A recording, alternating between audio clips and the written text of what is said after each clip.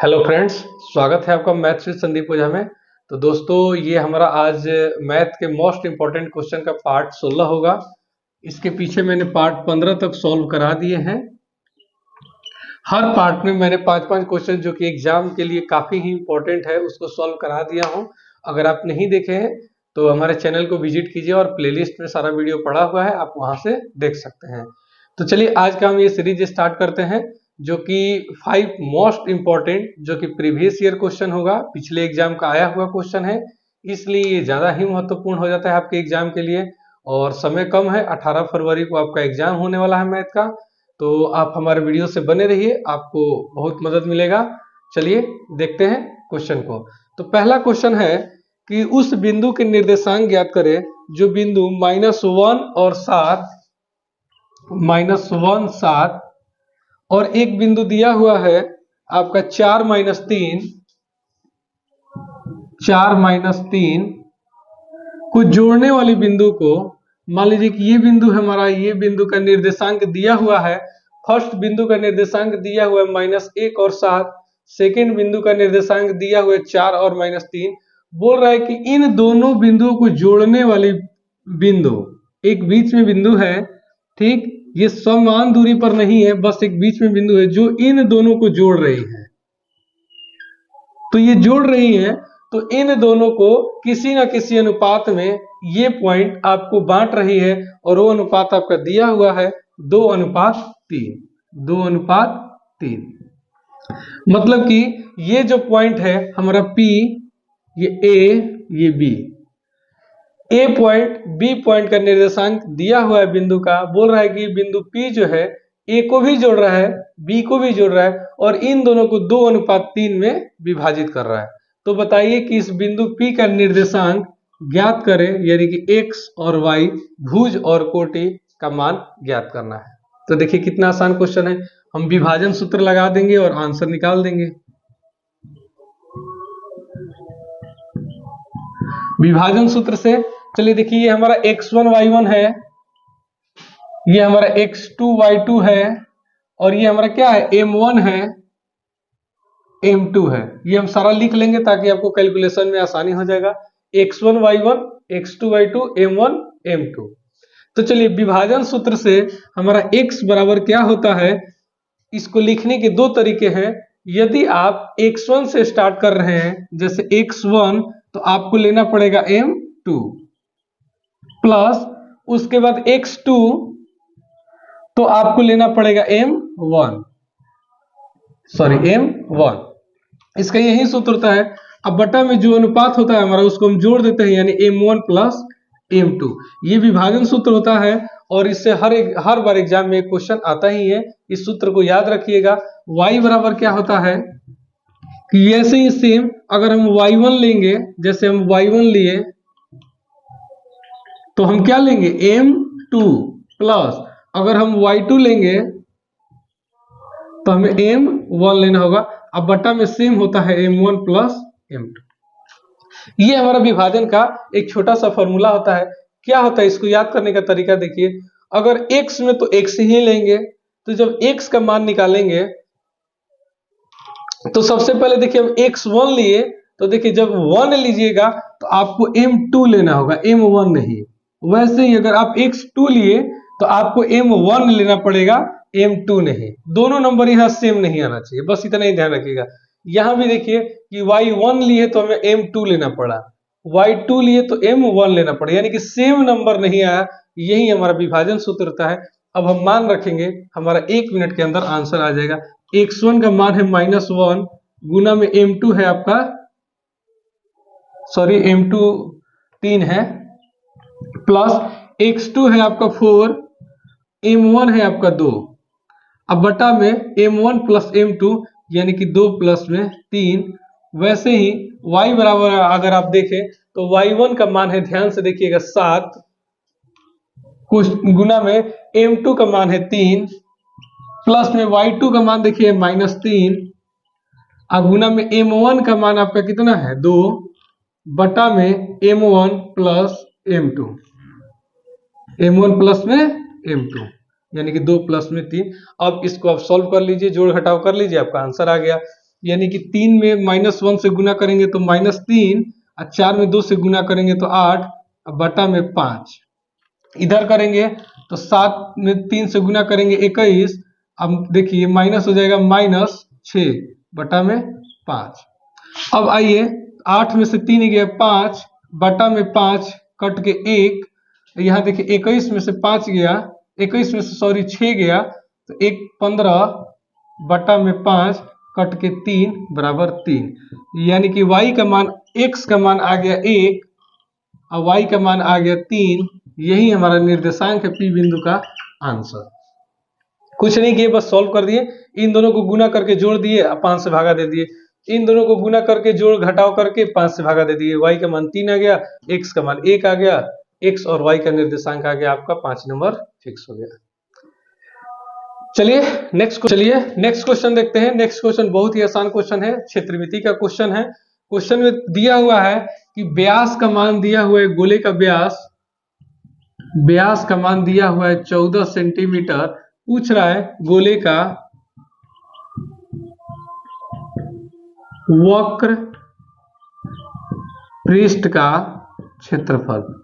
तो देखिए आपको ये फॉर्मूला याद होना चाहिए, गोले का वक्र पृष्ठ का क्षेत्रफल कितना होता है 4πr²। बहुत ही आसान फॉर्मूला है और बहुत ही आसान ये क्वेश्चन भी है, 2 नंबर का आया हुआ क्वेश्चन है। तो देखिए जब व्यास दिया हुआ है तो यहां से हम त्रिज्या निकाल सकते हैं आसानी से। त्रिज्या बराबर क्या होता है व्यास बटा में 2, यानी कि d बटा में 2, यानी कि 14 बटा में 2, तो आपका आ जाएगा 7 सेंटीमीटर। तो त्रिज्या का मान आ गया 7 सेंटीमीटर। ठीक, जब त्रिज्या पता है और फॉर्मूला हमें गोले के वक्र पृष्ठ क्षेत्रफल का पता है तो देखिए कितना आसानी से निकाल लेंगे। कुछ नहीं करना है, 4 पाई का मान होता है 22 बटा में 7, और त्रिज्या की जगह रख देंगे 7 गुना में 7। तो देखिए 1 7 से 1 60 कर दिया, और ये हो गया 22 में 4 से गुना करेंगे हो गया 88 गुना में 7, गुना कीजिएगा 616 सेंटीमीटर स्क्वायर हमारा आंसर। अगर आपको मैथ्स में फॉर्मूला याद है तो आपको बहुत ही आसान हो जाता है क्वेश्चन को सॉल्व करना। बस आपके लिए केवल कैलकुलेशन रह जाता है, उसमें थोड़ा सा भी दिमाग नहीं लगाना है। जैसे इस क्वेश्चन में अगर वक्र पृष्ठ क्षेत्रफल का अगर फॉर्मूला आपको पता है तो देखिए कितना आसानी से हम रख दिए और हमारा आंसर आ गया, 2 नंबर फ्री का मिल गया। चलिए नेक्स्ट क्वेश्चन देखते हैं। चलिए तो नेक्स्ट क्वेश्चन देखते हैं। नेक्स्ट क्वेश्चन देखिए हमारा द्विघात बहुपद का है, आसान क्वेश्चन है। देखिए इसके पीछे क्वेश्चन आया हुआ था, सेम इक्वेशन था, बट यहाँ पे चेंज था। यहाँ पे 1 बटा में अल्फा प्लस 1 बटा में बीटा था, बट यहाँ पे देखिए दोनों ऊपर में जहां 1 था वहां अल्फा और बीटा रख दिया है, तो थोड़ा सा एक स्टेप बढ़ जाता है इस क्वेश्चन का और बहुत ही इंटरेस्टिंग क्वेश्चन बन जाता है। देखिए क्या, तो सबसे पहले तो देखिए द्विघात बहुपद दिया हुआ है। तो द्विघात बहुपद में 2 चीज होता है, शून्यकों का योगफल, एक होता है शून्यकों का योगफल, एक होता है शून्यकों का गुणनफल। यही 2 चीज होता है। इनको निकालने के लिए इनका एक छोटा सा फॉर्मूला होता है क्या कि -b बटा में a और c बटा में a। तो सबसे पहले तो हम इसका मान निकाल लेंगे, तभी आपका इसका मान निकलेगा। तो देखिए इसका मान निकालने के लिए a b c पता होना चाहिए। तो देखिए तो यहाँ इस बहुपद में a का मान पता है, a क्या होता है x² का गुणज होता है 4, b है x का गुणज होता है -4 और c हमारा +1। तो देखिए +1 नहीं लिखेंगे, +1। अब इनका आप सिंपल मान रखिए और हमारा alpha plus beta, alpha into beta का मान निकाल लीजिए। तो देखिए -b बटा में a, तो -b, तो माइनस और -4 अब बटा में a 4, c बटा में a, तो c कितना है 1 अब बटा में 4। तो देखिए माइनस और माइनस क्या हो जाएगा प्लस हो जाएगा। तो देखिए मिटा दिए और ये 4 से 4 कितनी बार में कटेगा 1 बार में, यानी कि 1। अल्फा प्लस बीटा का मान आ गया 1, अल्फा इंटू बीटा का मान आ गया 1 बटा में 4। अब चलिए हम यहां पे आते हैं, इसको सॉल्व करने के लिए देखिए क्या करेंगे। सबसे पहले तो इन दोनों को सिखाया था आप लोगों को कि एलसीएम ले लेंगे। एलसीएम लेंगे तो देखिए क्या होगा एलसीएम, अल्फा इंटू बीटा। अब जब बीटा से इसको भाग देंगे, जैसे हम नॉर्मल एडिशन करते हैं, बटा पर का जोड़ करते हैं, तो अब बीटा से इसको भाग देंगे तो देखिए बीटा से बीटा कट गया, बचेगा अल्फा, और इस अल्फा को अल्फा से गुना करेंगे तो हमारा हो जाएगा alpha square plus. Same alpha से इसको भाग लगाएंगे तो कटेगा अल्फा, बचेगा बीटा। अब बीटा से बीटा को गुना करेंगे तो बीटा स्क्वायर।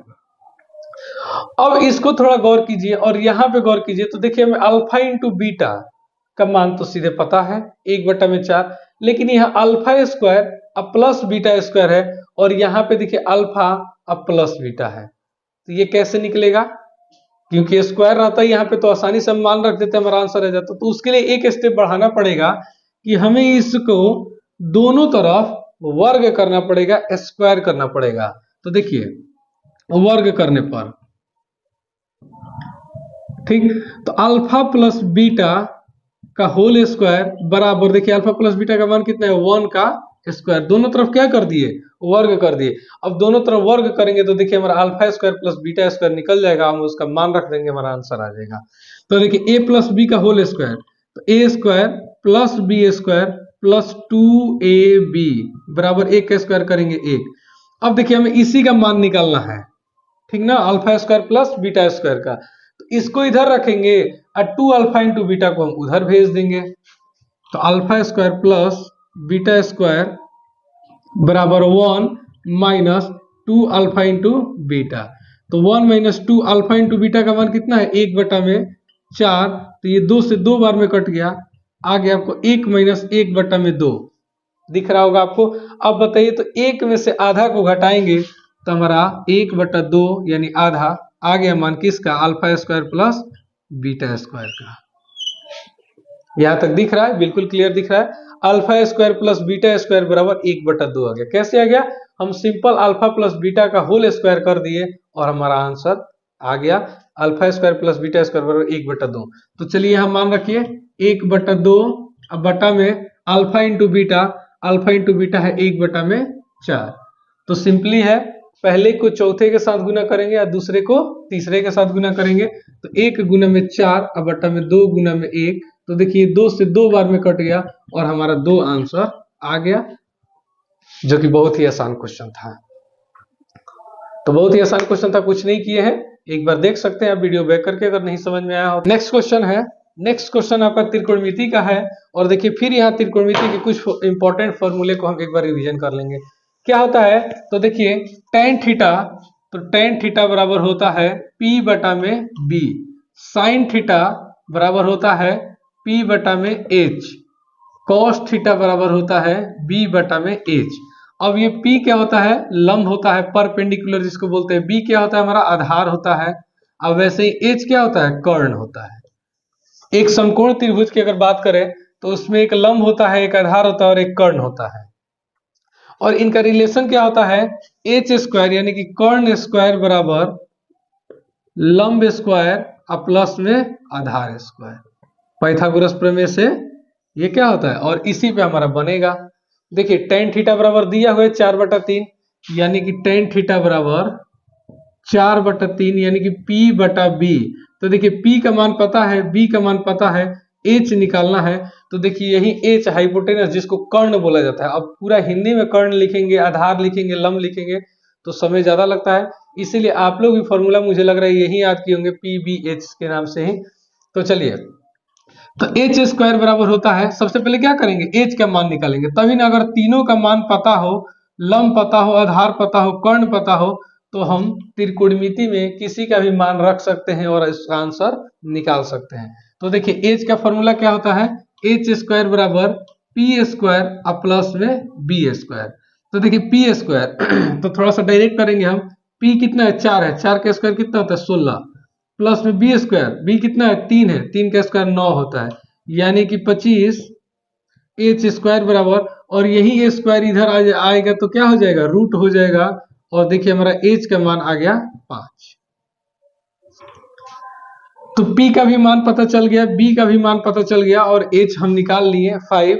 अब यहाँ आसानी से रख देंगे, देखिए sin थीटा बराबर क्या होता है p बटा में h, तो देखिए 3, अब मान रखते हैं एक एक करके, 3 sin थीटा होता है p बटा में h यानी कि 4, अब बटा में h का मान है 5, प्लस 2 cos थीटा, देखिए cos थीटा का मान होता है b बटा में h यानी कि आधार बटा में कर्ण। तो देखिए आधार कितना है हमारा 3 है, कर्ण 5 अभी हम निकाले हैं, बटा में सेम चीज रहेगा, केवल माइनस हो जाएगा। 3 गुना में 4/5, क्योंकि देखिए सेम फॉर्मूला है, केवल यहाँ क्या है, माइनस है। अब आइए गुना करते हैं। 3 चौका 12 बटा में 5 प्लस 6 बटा में 5। ठीक है, 3 चौका 12 बटा में 5 माइनस 6 बटा में 5। ठीक है, दिख रहा होगा आपको, क्लियर? कितना आसान है ये, 12 बटा में 5 प्लस 6 बटा में 5, तो इसका आसानी से हो जाता है। देखिए एलसीएम 5 और ऊपर 12 प्लस 6 बटा में इधर 5, अब 12 माइनस 6। अब 12 6 होता है 18 बटा में 5 बटा में 12 में से 6 गया होता है 6 बटा में 5। अब इस पहले को चौथा के साथ गुना करेंगे, दूसरे को तीसरे के साथ गुना करेंगे, तो देखिए हमारा आंसर क्या आ जाएगा।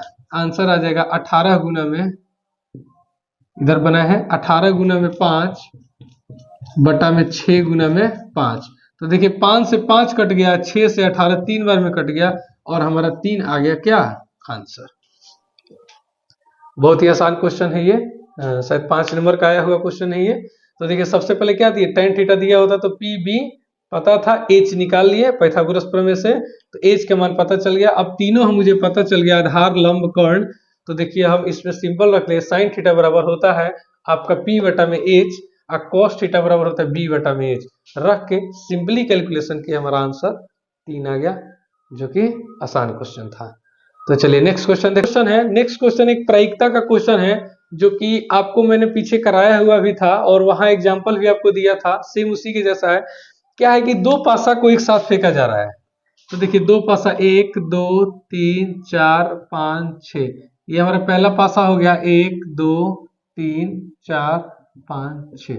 फिर एक बार इसको समझेंगे, थोड़ा सा 2 मिनट समय दीजिएगा, हम एक बार आपको फिर समझा देते हैं कि देखिए दो पासा है, एक पासा पर 1 से 6 अंक तक अंकित रहता है, जो कि आप लूडो गोटी खेलते हैं। तो देखिए दो पासा है, दोनों पासा को जब हम एक साथ फेंकेंगे तो हमारा टोटल परिणाम कितना होगा। तो कल ही बताया था, देखिए एक पासा पे कितनी संख्या होती है, 6। तो अब इसको जितनी बार फेंकिए ना, उतना इसके माथा पर रख दीजिए। जैसे 2 बार फेंक रहे हैं तो इसका स्क्वायर हो गया, 3 बार फेंकेंगे तो इसका क्यूब हो जाएगा, 4 बार फेंकेंगे तो यह 4 बार मल्टीप्लाई करेंगे, तो 6 का स्क्वायर कितना, 36।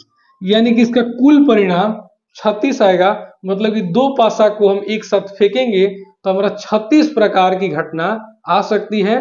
किसी पे 1 आएगा तो किसी पे 5 आएगा, किसी पे 2 आएगा, मतलब कि 36 प्रकार की घटना हो सकती है। उसी में पूछ रहा है कि उन 36 प्रकार की घटनाओं में से दोनों पासों पर सेम अंक आने की क्या प्रायिकता है। जैसे मान लीजिए कि पहला पासा और दूसरा पासा फेंके तो दोनों पर 1 1 आ जाए, दोनों पर 2 2 आ जाए, ऐसी कितनी संभावनाएं हैं, उसी की प्रायिकता पूछ रहा है। तो चलिए सबसे पहले हम आपको बताया था कि टोटल हम 36 परिणाम लिखेंगे, बिल्कुल शॉर्ट में और बिल्कुल जल्दी ही। कैसे, देखिए सबसे पहले हम इसका 1 उठाएंगे और इसका 1 उठाएंगे, 1 1 हो गया। वैसे ही 1 2 हो गया, 1 1 1 2 लिए, 3 लेंगे, 4 लेंगे, 5 लेंगे, 6 लेंगे, यानी लास्ट में क्या लेंगे, 1 और 6। तो टोटल परिणाम हमारा 1 पहला वाला में 6 हो गया। सेम अब इसका 1 खत्म हो गया, अब 2 लेंगे, तो 2 लेंगे तो इसका 1, फिर 2 2, ठीक, और फिर 2 लिए, 3 4 5 6, कहां तक जाएगा, 2 6 तक, टोटल परिणाम 6। फिर 2 का भी काम हो गया, 3 लेंगे तो 3 लेंगे तो अब इसका 1 2 3 4 5 6 चलेगा, ठीक, कहां तक चलेगा, 3 6 तक, टोटल परिणाम 6। फिर 3 का काम हो गया, 4 लेंगे तो जब इसका 4 लिए तो इसका 1 2 3 4 5 6, कहां तक, 4 6 तक, टोटल परिणाम 6। 4 हो गया, अब 5 लेंगे तो सेम वही चीज, 5 लिए तो इसका 1 2 3 4 5 6, ठीक, 5 हो गया। फिर 6 लेंगे अंतिम, तो 6 1, इसका 6 लिए तो 1 2 3 4 5 6, कहां तक, 6 6 तक। तो देखिए तो 6 और 6 सब कितना हो जाएगा, 36 परिणाम। टोटल हम 36 रिजल्ट इसका लिख सकते हैं। देखिए बहुत शॉर्ट में आपको बताया भी था, आप हमारे वीडियो से जुड़े रहिए तो आपको सब धीरे धीरे पता चल जाएगा और बहुत ही आसान हो जाएगा, ठीक। अब इसमें पूछ रहा है, देखिए फॉर्मूला होता है कि कुल नीचे परिणाम होता है यानी कि 36, घटना आने की जो संभावनाएं है उसको हम लिखते हैं ऊपर और हमारा आ जाता है आंसर, यानी कि पी बराबर एन ई अब बटा में एन एस, ये हमारा फॉर्मूला होता है। ठीक, तो एन एस तो हमारा होता है कुल परिणाम। तो देखिए कुल परिणाम यहीं पे हम आपको सॉल्व करा दे रहे हैं। ठीक, तो कुल परिणाम तो हमारा 36 है, ये तो फिक्स है। अब एन ई जो घटना घटेगी, तो देखिए आपके क्वेश्चन में दिया हुआ है कि सेम संख्या दोनों पर आने की क्या प्रायिकता है। तो सेम संख्या अगर आप पहले में देखिए, थोड़ा गौर कीजिए, यहां से यहां तक गौर कीजिए, तो सेम संख्या सिर्फ एक बार आ सकता है, क्या? एक और एक, इसके अलावा कोई भी घटना नहीं होगी पहले में कि जहां पर सेम संख्या दो बार आए। ठीक, चलिए दूसरे में जब लेंगे 2 1, इसमें भी सिर्फ एक बार आएगा, क्या? 2 और 2, दोनों पर सेम संख्या एक ही बार आएगा। 2 वाले में क्या? 2 और 2। वैसे ही 3 वाले में आएगा 3 और 3, इसके अलावा कोई भी घटना नहीं आएगा। चौथे वाले में आएगा 4 और 4, पांचवें में आएगा 5 और 5, और छठवें में आएगा 6 और 6। इसके अलावा हमारी कोई भी घटना नहीं होगी जिसपे दोनों अंक समान हो। पहला वाला में 1 1, 2 2, 3 3, 4 4, 5 5, 6 6। तो देखिए टोटल कितने घटनाएं हुई? 1 2 3 4 5 6।